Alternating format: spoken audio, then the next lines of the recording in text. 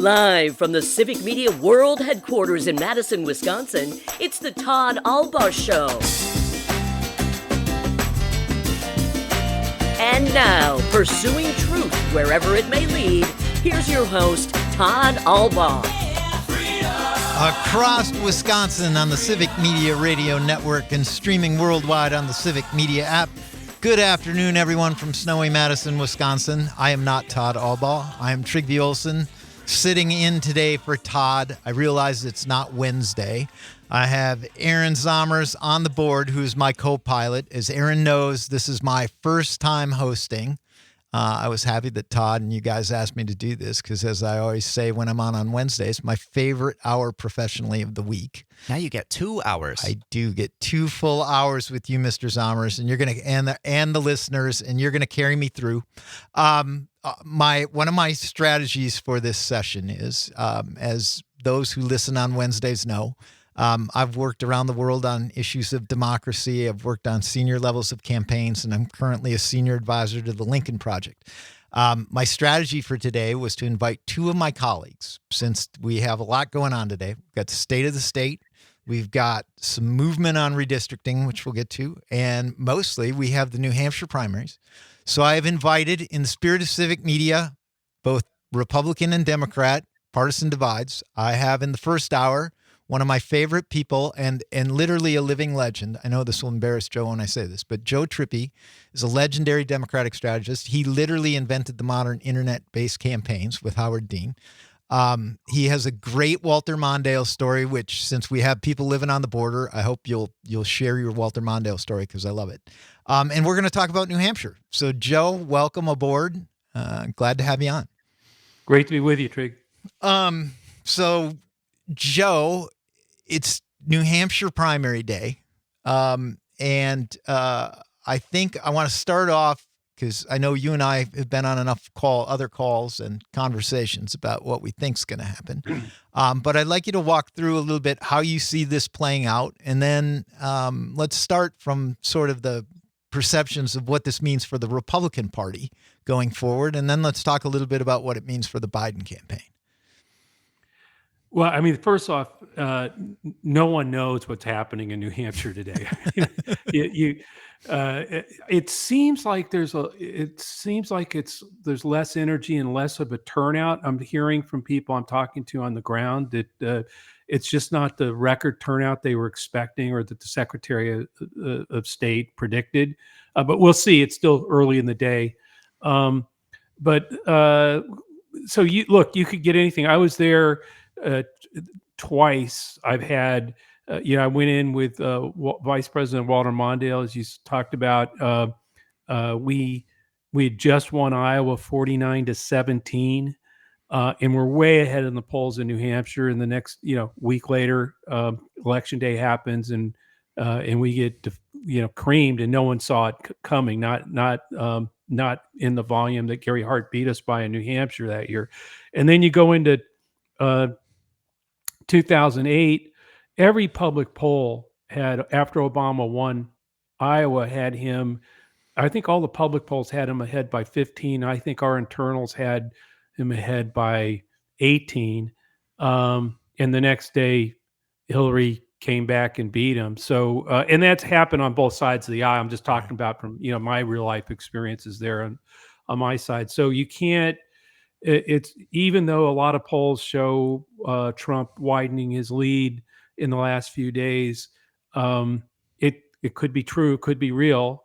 On the other hand, waking up and finding, later on tonight, a few hours from now, finding out that Dixville Notch actually, when it went 6-zip for Haley, the state won't do that. As Governor Chris Sununu joked today, he promised that it wouldn't be 398,000 to 0 right after that result. But so I don't know. The one thing, though, that I was a little surprised by, not the first part of this, what I'm going to say is that Nikki Haley had the second worst 10 to 15 last days of Iowa of any candidate I've ever seen. And the first worst was my guy, Howard Dean, in 2004. That's how, so it would have been kind of tough hill to climb to have a worse week than him, or worse couple of weeks than him. But I mean, she starts talking about how, New Hampshire will correct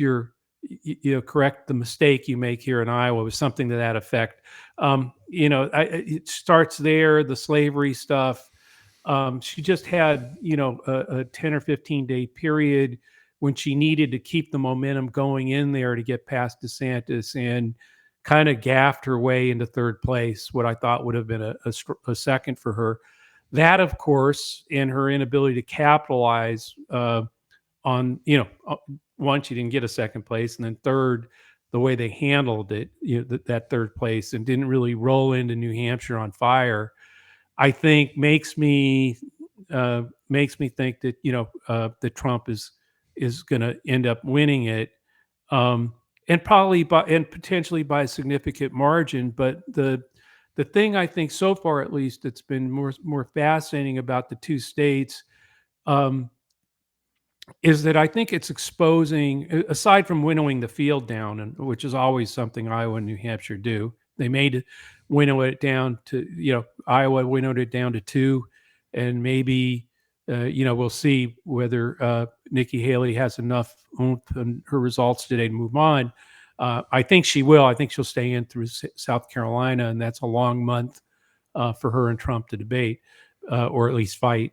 But I think the most significant thing is when you look at the Iowa results, Trump rolled in the rural areas. We knew that was going to happen, but he had big problems in the cities, in Des Moines and Johnson County, where Nikki Haley beat him, yes, by 1 vote, but she beat him, and he was only in the 30s there. These are kind of suburban and in inner, city. And by the way, these are all Republicans. This isn't in Iowa. You don't have Democrats or independents voting in the Republican caucuses. And you have to be pretty diehard to come out because, as we know, it's a long process. He was having trouble, getting above 40 in a lot of the cities. Well, I think and in the burbs. So it's interesting to me. We're obviously here in Wisconsin today. The path of the presidential campaign, right, starts in Iowa, goes to New Hampshire, which is what we're going to see today, and then it ultimately really leads to Michigan and Wisconsin at the end, right? And it was really interesting. You may not know this. Kamala Harris, the vice president, was in Waukesha talking about reproductive rights yesterday. Mm-hmm. And, that is not, as somebody who's run a lot of campaigns in Wisconsin, that's not typically someplace a Democrat would go to talk about those kinds of issues. But I do think we've already seen some vulnerabilities, kind of like you're talking about in Iowa, that are opening up some spaces for Democrats to talk, if they can do it, articulate it in a way that, what we call Dobbs dads and Red Dawn conservatives will resonate with them. These conservatives who have been placing democracy over partisanship and who are likely to be backing Nikki Haley, there's an opportunity there.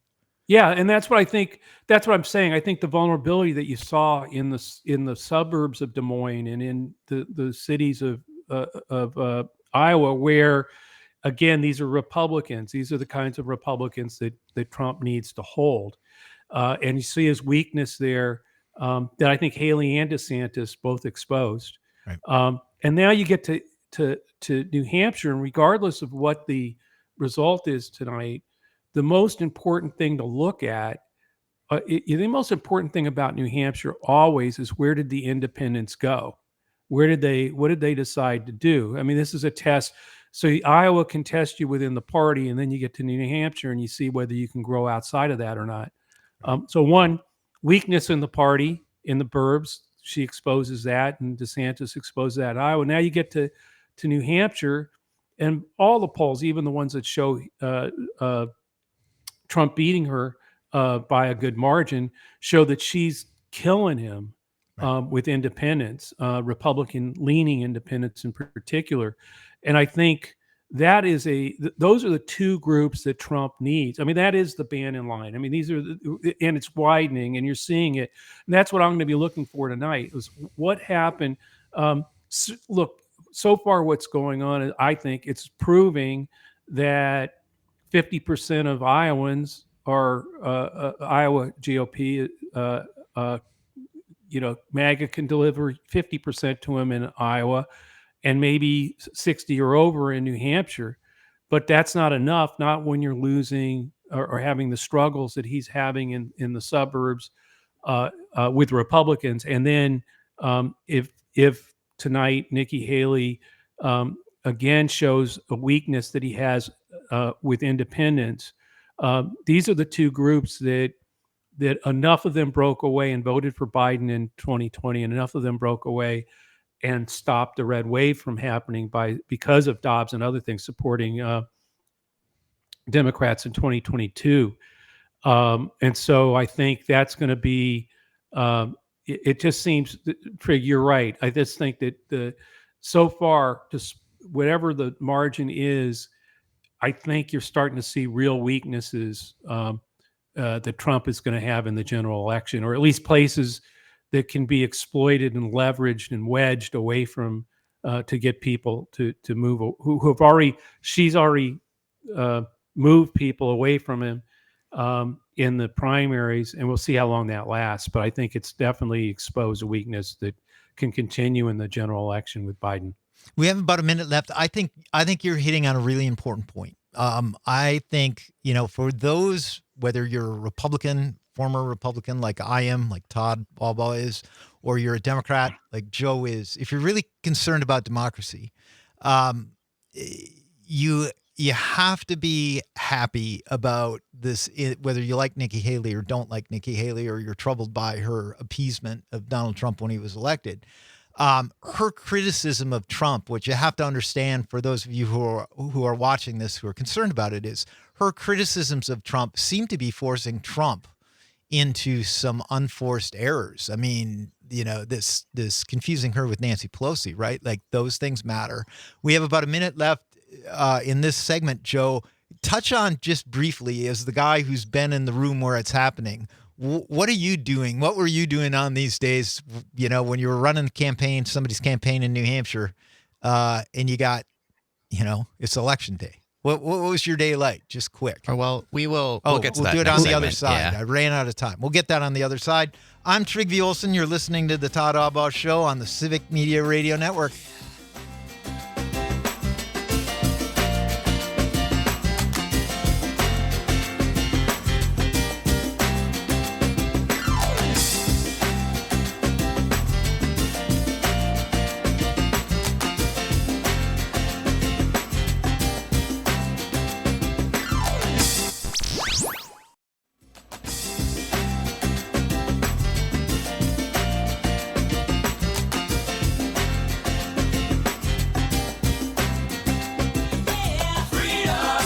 Welcome back to the Todd Albaugh Show on Civic Media. We're pursuing truth wherever it may lead.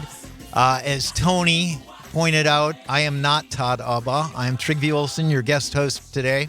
I am being co-piloted by the Aaron Zomers, for the best in the business, running the board. And we have Joe Trippi, legendary Democratic strategist and a colleague of mine at the Lincoln Project, who is joining us today to talk a little bit about what's happening in New Hampshire, which is what we were talking about before the break. We're also going to talk a little bit about what that means for Wisconsin. As I said it before, what we're seeing in Iowa and New Hampshire is the beginning of a process. That process leads straight through here to the state of Wisconsin in many ways, because Joe, I think the people would be interested in your take on this. I'm of the belief, as Wisconsin goes, that's how the Electoral College is going to go. It's the tipping point state. So what do you think? Trump has, we were talking during the break, Trump looks tired. He's obviously been making some pretty big mistakes when you're confusing Nancy Pelosi and Nikki Haley, that you're not winning. Where do you think that leads? Like, he needs the primary to get over fast, don't you think? Because the more he's out there, the bigger the problem. Yeah, no, I definitely think that's right. I think Nikki Haley, he didn't want to have to work this hard. He is tired, and you can tell that he wants to end it. And obviously he wants to end it so he can, get on with the general election and all that stuff. But I think he wants to end it because he don't want to keep this pace. And he can't keep the pace up. And that's why I think that, Haley's hopefully, I think from a perspective of democracy, hopefully keeps the chase up a little longer to wear him down, because he's clearly gaffing, slurring, making mistakes, and they're having to have him out there a lot longer than he wants to be out there, and longer than his people would want him out there right now.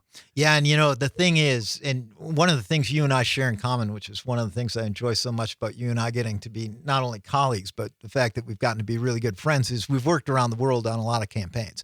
I think one of the things that I've discovered to be true is when you have candidates who have served as chief executives, you've been president of the United States like Donald Trump or any country, you don't like to get criticized, because when you're in those offices, you have very few people who speak the truth to you. And when you have to get out on the campaign trail or you have to go to debates, you're going to get criticized. And I think some of what we're seeing is that exhaustion on Trump is just the fact he is not used to having somebody calling him out and questioning him. And the idea that it's somebody who, quite frankly, served in his administration is probably really getting under his skin. Well, you're right about all of them, but two, then in Donald Trump in particular, right, doesn't like to get criticized, will always go on the attack. I mean, that's what I think is going to be interesting about, if she doesn't get out. Let's say he beats her by 20 something points, and she doesn't get out. It's on to South Carolina. People are saying, well, what happens? What's his reaction going to be if she beats him? Well, we can all kind of figure that one out. It won't be pretty. But I even wonder what happens if he does beat her by, big, strong double digits, and she just says, no, I'm going on. We're fighting. I'm not backing down to you. Right. How he handles that. I mean, because of the exhaustion, because he doesn't feel like he deserves this kind of, treatment from somebody he appointed. And, so I think it's likely that regardless of the result tonight, we're going to continue to see this tired, fumbling, kind of, scrambling word slurring Donald Trump. And I think to that extent, how long can she keep that going? I mean, it's all you and I talked about this, Trig. No one gets out of these things because they just wake up and say, I don't want to run for president today. There's only one. They don't even get out when you show them polls that say, like, you're down by 30 points, you can't win. The only thing that gets anybody out, and DeSantis proves this point, the only thing is the killer shot is when you run out of money. That's when you finally. Yeah. So she's got, I think, about 8 million on hand. I think another 500,000 came in yesterday. If she has a decent result tonight, I think more of that'll continue to come from people who want to, want to see her go all the way to at least South Carolina a month from now. And so I think it is possible that she keeps on, and that this is a month of Trump having to answer, or attack back and forth. And I think there's always the chance that he could we know, not a chance, he will say or do something that I think might drive even more particularly Republican women and Dobbs dads and Red Dons into thinking, hey, I'm done with this. So we got 3 minutes left, and then I know you got to go. I want to pivot into something. So you are and I don't say this to embarrass you, you're an iconic figure in Democratic politics, and you've worked for a lot of progressives, which is, you and I are a testament to that you can set stuff aside for democracy, given that we work for very different kind of people. But we're here in Madison, Wisconsin, one of the iconic places of the progressive movement, quite frankly, in America. Yeah. There's a lot of younger voters listening. What would you say to them, the ones that are concerned about Biden and are thinking about Robert Kennedy Jr. or thinking about, well, I don't know if I'm going to vote, or, because there is a fair amount of that around. And I think you and I have had enough conversations. Yeah. Give your little pitch about why this is so key. Well, look, I did that. I'm with you. I did it. I was one of you guys in 1979, 1980 when I worked for Ted Kennedy. And we challenged Jimmy Carter in his primary, and literally destroyed any chance he had of beating Reagan in 1980. Why? Because he wasn't progressive enough. And I was an idealistic, progressive young person who said, no, I'm going to stand on principle, fight for what I believe in. And, I learned that lesson the hard way. What we got was 8 years of Ronald Reagan. I'm talking now as a progressive Democrat to progressives. We got 8 years of Ronald Reagan and 4 years of George Herbert Walker Bush. All the things that I had wanted to fight for as a progressive were delayed by 12 years. This is much different. This is, we're not, Reagan and Bush, you could argue, and I know progressives despise those 12 years. But if you think that was bad, wait till you have Donald Trump back in the White House and potentially not leaving if he has anything to do with it. Anything that you believe that you wanted to see happen on climate change, on freedom of whether it's women's reproductive health or even things like contraceptives and other, just a whole host of things that will go out, the things that progressives don't believe that Biden didn't do enough for this, or he didn't do enough on that. Well, first of all, he did a hell of a lot given the obstruction of the Republican Party, particularly in the House, of stopping anytime they could get it. So I think you can learn that lesson or repeat it. I'm hoping you won't repeat it. Joe, thank you so much for coming on and doing this. This is the Civic Media Radio Network and the Todd Albaugh Show. We'll be back.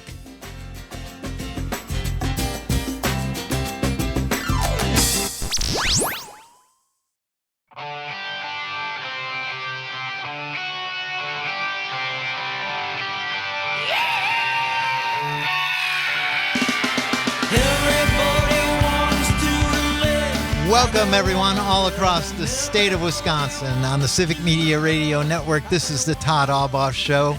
As people keep pointing out, I don't look much like Todd Albaugh. I'm Trygve Olson, your guest host. Todd asked me to step in today as the guest host. That said, for all of you who need a dose of Todd, the State of the State is tonight. Terry Bell and Todd will be covering it on the Civic Media Radio Network.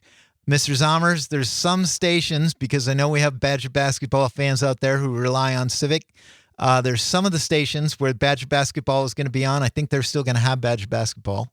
That is correct. So on WFHR in Wisconsin Rapids, on WRCE in Richland Center, on WLAK in Amory, and WRJN in Racine and Kenosha, starting at 5 p.m. is the pregame broadcast for Wisconsin at Minnesota, and 6 p.m. is when the actual game starts. But for everybody else, at 7 p.m., you'll get to listen to Todd and Terry Bell talk about the state of the state. And for those of you who don't want to watch Badger basketball, although anything where Wisconsin is beating up on Minnesota is good by me, being from River Falls, you can tune in on the Civic Media Radio app. If you don't have it, download it onto your phone. For those who are outside the state of Wisconsin, like I am part of the time, Civic Media Radio app is must have. So you can listen not only to the Todd Albaugh Show, but other shows. To that end, Earl Ingram is going to be having Ron Johnson on. Civic Media obviously is committed to having people of all political stripes. And actually, I'm definitely going to tune in when Earl gets to talk with Ron Johnson. Oh, me too. It's especially exciting because his people reached out to us. Really? They heard what he was talking about. He had some doctors on talking about pathogen research, and I guess something in there was interesting to him. Well, Todd and I keep waiting for our former colleagues Brian Schimming and Scott Walker to come on the Todd Albaugh Show some Wednesday and take questions from us. But here's the good news about Earl having Ron Johnson on. If you want to suggest questions for Earl to ask Ron Johnson, you can do that at civic.audio/Earl. You can go on and he can ask he can ask questions. For me personally, and we can pivot more into this when Stuart Stevens comes on, as somebody from Wisconsin who traveled all around the world working with people fighting for democracy, including in Ukraine, I would like to have Earl ask Ron Johnson why he keeps taking Russia's side and Vladimir Putin's side, and how is that in the interest of people in Wisconsin when Vladimir Putin keeps talking about nuking us and World War III. I don't really see where that jives with Ron Johnson. But that's just me. If you have suggestions, you can go, as I said, to civic.audio/Earl and type in your questions. Mr. Zomers, you can ask a question of Ron Johnson? I'm not sure yet. I'll have to think about it. But yeah, on that website, it is an AI-powered tool, which I know that might freak some people out. All that means is it takes everybody's responses, finds the responses that were submitted the most, and figures out what similar people said, and kind of aggregates it together to figure out what the biggest questions people asked are, so that we hit the most important ones. Great. I think we have a caller. It looks like we do. Just a moment. I'll see who it is. All right. Mr. Zomers is checking on the caller. While he's doing that, I want to talk a little bit about the state of the state. But before I do that, we had a question that came in off of the text line asking about, does Nikki Haley help Joe Biden in the sense that it's keeping Trump distracted? And I would say the answer to that, at least from my perspective, is yeah. Anything and particularly when you have somebody like Nikki Haley who's criticizing Trump, I think we're seeing that in how Trump is worn down and is making mistakes. And, there's a lot of talk about the ages of the candidates. I would suggest that people look at what Mark Milley has said. I'll post it on my Twitter feed at Trygve, Trygve Olson, Olson, and you can see it about President Biden and his fitness. I think you should also watch the tweet of Donald Trump confusing Nikki Haley and Nancy Pelosi. Having met both Nancy Pelosi and Nikki Haley, I'm not quite sure how you get the two of them mixed up. But Mr. Zomers, do we have the call? Yeah, it looks like we have Jim calling in from Milwaukee. Right. So, Jim, you had something to say about Ron Johnson and maybe some other guests? Yes. Jim, welcome. What's your question? Hello. Yes. So you guys, if you're good, or Earl having Ron Johnson on, and if you were to get Walker and Schimming on, have a difficult task, because basically when those guys get on a show like yours, my experience in listening, and I'm thinking of TV interviewing too, lots of times they basically don't really answer questions very much. They simply say what they want to say and get their message out. I watched Walker on one of the local TV channels in Milwaukee recently, and basically it was about a 3-minute interview. Didn't answer the questions or barely answered it, but spent the majority of time just giving a message out that he wanted to give, basically slapping Biden, et cetera, et cetera. And so it really wasn't. It's great that they're there to answer questions, and having them answer questions is good, but it's really difficult, I think, to interview people like that. You can only repeat the question so many times, and or if they say false information, how do you deal with that? So if you had Walker on, I do have one question. How does it feel to possibly be second worst, run the second worst presidential campaign in history? Jim, I kind of think Scott Walker is lucky in that Ron DeSantis told him to hold his beer, because he kind of wiped Walker off as the worst candidate. Your point is a good one. I will say this because, and this is as somebody who trains politicians or has in the past to do interviews. One of the things that you teach in media training is to answer how you want to answer, not what the question is. The key part is when to me, when I watch as somebody who's an operative who worked at pretty senior levels, reporters who are good reporters do two things. And this is important for reporters who are asking. They ask the question again. They don't let them off the hook. And the second thing is, and this is true from my experience around the world, I have 7 rules for dealing with autocrats. One of them is always speak truth to power. They want to live in a truth-free present where they can say whatever they have to say in the moment. Donald Trump does this all the time. He will say whatever he has to say in the present to get himself through it. You have to be willing to take things that they've said in the past and tie them to it. And you have to basically, if you have to, even play their own words to them or cite what they've said on Twitter back at them. I think playing video is probably a good method. I know we do that a lot on here, like with Ron DeSantis the other day capitulating to Trump after 6 days prior saying, oh, everybody bends down and kisses the ring. Correct. And, we talked about this when I was on last Wednesday because the Lincoln Project released an ad called On the Eighth Day, God Created a Dictator, which was a response to an ad that the Trump campaign had put out. And it's basically using Paul Harvey's as a bit that he had done about God creating a farmer.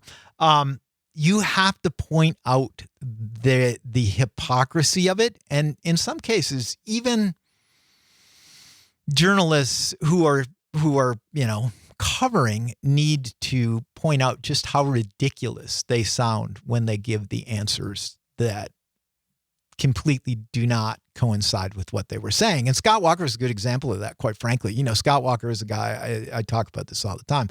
I've known Scott since Badger Boys State in 1985, and he was running for president of the United States then. And as Joe was kind of pointing out in previous segment, embalming fluid is or running out of money is what ends presidential ambition. But Scott Walker, if you listen to what he was saying about Donald Trump versus what he tweets and what he says now, it just demonstrates the ridiculousness or the lack of soul from somebody, to not be willing, who it's just blind and naked ambition. You have to call that out. That's the key. One point that a listener brought up the other day is that not only are they just giving in politically, it's also a very personal thing. All of the candidates being personally insulted, having their family insulted. You got little Marco, all that good stuff. And they're just letting it happen, sitting down and taking it because they're too afraid to lose their positions of power. Yeah, I'll share this story. I had a conversation with somebody about, it was back in 2016 when Trump was insulting people's wives. Jeb's wife, certainly Heidi Cruz, he referred to her as ugly, right? Right. So I was talking to somebody that's very senior and knows President Bush really well, W. Bush. And I said to the person, can you believe that they're doing this? I'm like, what if somebody would have talked about if Donald Trump W had been on that stage? And the person literally said, if Donald Trump had tried to pull that with George W. Bush, and talking about his wife, Laura, he would have walked over and put a cowboy boot up his posterior and beat him up, right? Like, if somebody talked about my wife that way, right? Like they'd get a fist. And I know it sounds maybe toxic masculinity, but I'm telling you, you just don't do that. And the fact that they just sat and took it says more about them than it really even does about Donald Trump. So, bullies have to be stood up to. Donald Trump uses the perception that he is inevitable within the Republican Party and invincible to create fear. And again, even if it's just a little bit, even if she ends up caving like the rest of them have, what Nikki Haley's doing now is good in terms of the battle with Trump because she's calling him into question. I want to pivot, though, Mr. Zommers. I want to talk a little bit about the state of the state. We've got the state of the state tonight. Terry Bell and Todd are going to be covering it on Civic. Governor Evers is speaking. Obviously, Robin Vos and the Republicans will be up there on stage. I've worked long ago for Tommy Thompson, Scott McCallum. I don't think Evers people necessarily want my advice, but I'm going to give them a little bit of unsolicited advice. Wisconsin, I've traveled around the world, and I always say my favorite place in the world is this bridge over the St. Croix River, because when I cross that bridge, I'm home. Wisconsin is an incredibly special place, and I feel blessed that I got to go travel around the world. I feel blessed that I'm from Wisconsin. Some of the things that have made this state so special, like the Wisconsin idea, public education, which I benefited from, we all benefit from, conservation, those things are under attack in this state. And Democrats, to a degree in this state, have Republicans a little bit on the run because they're beating them in elections. And I really hope that Maggie Gao and Tony Evers, the people in the governor's office, recognize that they should lay out an agenda that of the things that have traditionally made Wisconsin great. Support for our universities. You know, I'm a product of the University of Wisconsin-Eau Claire. I've sat in all these rooms. I've always felt like the University of Wisconsin-Eau Claire prepared me well. He needs to lay that out, and I hope he turns to Robin Voss and says, Robin, you care about these things too. Let's agree that we can work together. Yeah, I also hope that he specifically calls attention to the closing of another UW campus with UWG Bay Marinette campus. Crazy. Because, you know, the dysfunction in our politics, it's not who we are in Wisconsin. We're not red and blue tribes. We're people who bleed green and gold. That's who we are. When people are in the, you know, when I go and drink beer with my buddies back in St. Croix County, which I got to do over the holidays, we're not fighting about politics. We don't even always agree on politics, but we want to see where the state, you know, where people can come together. Tony Evers needs to lead, and he has a real opportunity, if he wants to be the education governor, to really set that agenda tonight. And at some point, you know, there's so much trust that's been lost, and I get that, but rebuilding trust takes reaching out. And Evers really has a shot at doing that because Republicans are a little bit on the run. And, you know, we'll see. Todd and Terry are going to cover it, but I hope that gets out. To that end, when we come from the other side of the break, we're going to have Stuart Stevens joining us. So we've had Joe Trippi, a legendary Democrat. Yet. We still have we have one more in between that. We'll spend a little bit of time talking Packer football. But Tony Evers, he's got to capitalize tonight. This is the Todd Albaugh Show. We'll be back to talk more on the other side. Talk to you soon.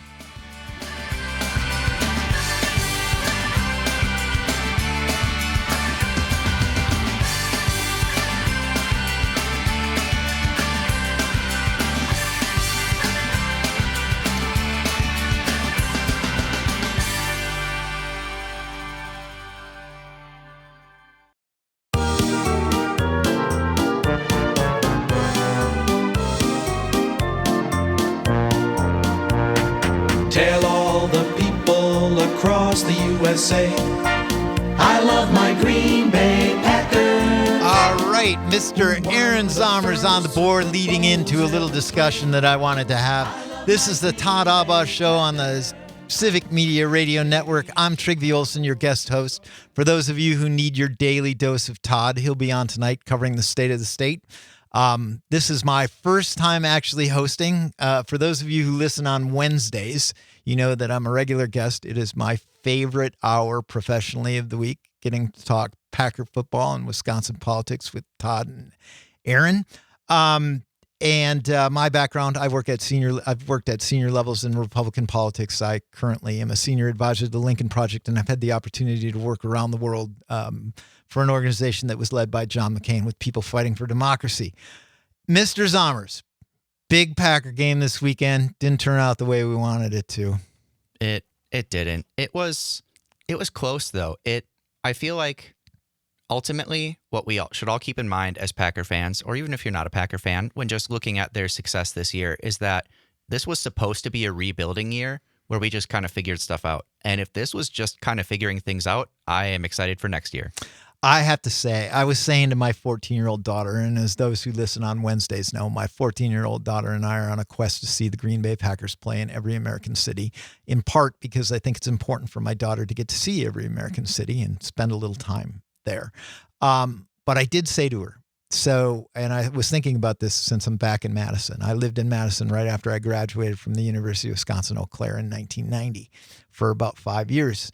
And it was right at the time that Brett Favre came along. And I said to my daughter, I said, you know, I can't believe that I went 25 years with terrible quarterbacking of the Green Bay Packers, and you're going to get nothing but Hall of Fame quarterbacking for the foreseeable future. I mean, I think Jordan Love is that good.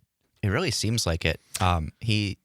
His decision making and everything. Obviously, he's got the arm. He can throw the ball. He can put it where he wants it to go. But choosing where it wants to go at the last second, he doesn't seem to be rushing into things. No, he doesn't. But that gets to, this is where politics and the Packers, I think, intercede. So I'm going to tell listeners a little story. So Sunday night, I'm getting ready to go to my old men's hockey league game. I play in an AARP league. Everybody's over 50. And I can tell you, I feel it. I feel all 56 years when I wake up the next morning. But I'm about to leave. It's Sunday night. And my younger daughter, who is not as into the Packers as my older daughter, says to me, "Dad, where are you going?" I said, "I got a hockey game." She said, "You're not watching the football game with me?" I said, "Watching the football game? Football game was last night. Packers lost. You didn't watch it." She's like, "No, the Chiefs, Taylor Swift, they're playing the Bills." And I was thinking about that, right? There's all these Chads and Brads who are all torqued up about Taylor Swift and going to these football games. I don't get it. Like, the fact that my daughter wanted to watch football with me, like, I don't care if it's a Packer game. It's like those moments. Like, I don't see how they don't get that. I don't see how these people who don't get all cranked up when, Donald Trump is showing up at UFC. Like, that's what sports is supposed to be about, is us, bringing people together, creating moments. Yeah, it's the same thing with a lot of events like that, like sports or concerts, things like that. I am not just going to go to a game or a concert by myself. Yeah. Because it's about sharing it with somebody. Right. And that, it struck me, and I was thinking about it as I was going to my game, because my both my daughters, they're big Swifties, because they're all Swifties. They're all torqued up about her getting attacked and some of the stuff on the right.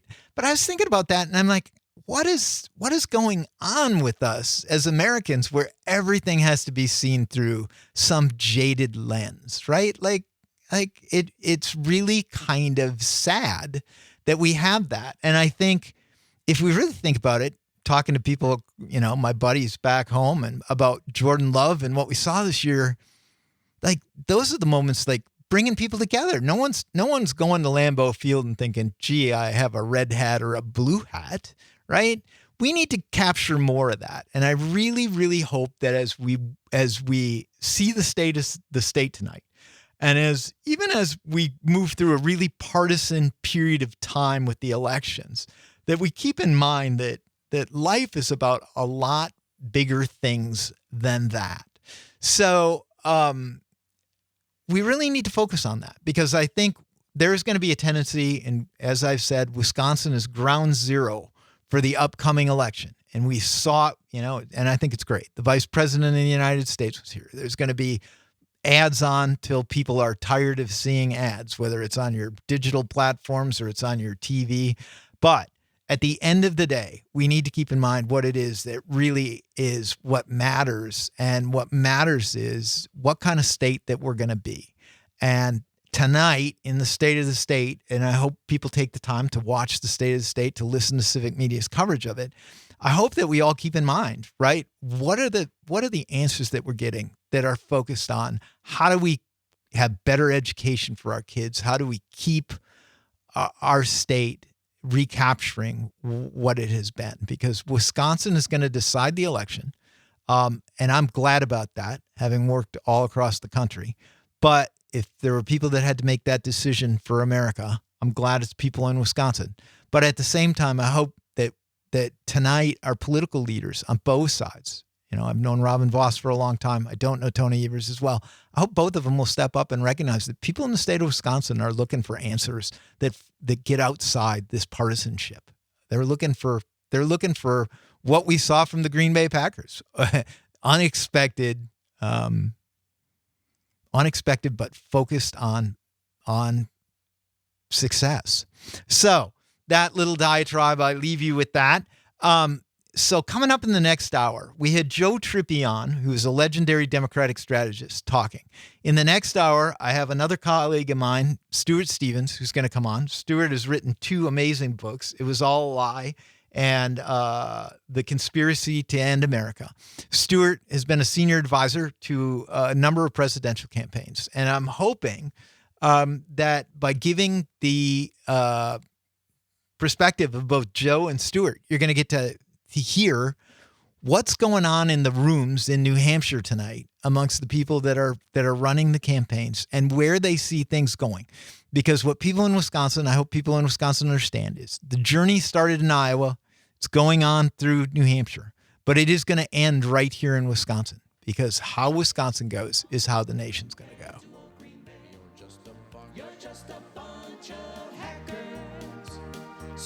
And with that, we will be back next hour. No, sorry, I forgot. This is the Civic Radio Network and the Todd Albaugh Show. Yes, we take our opposition and crunch them like they're crackers. That's why I love my Green Bay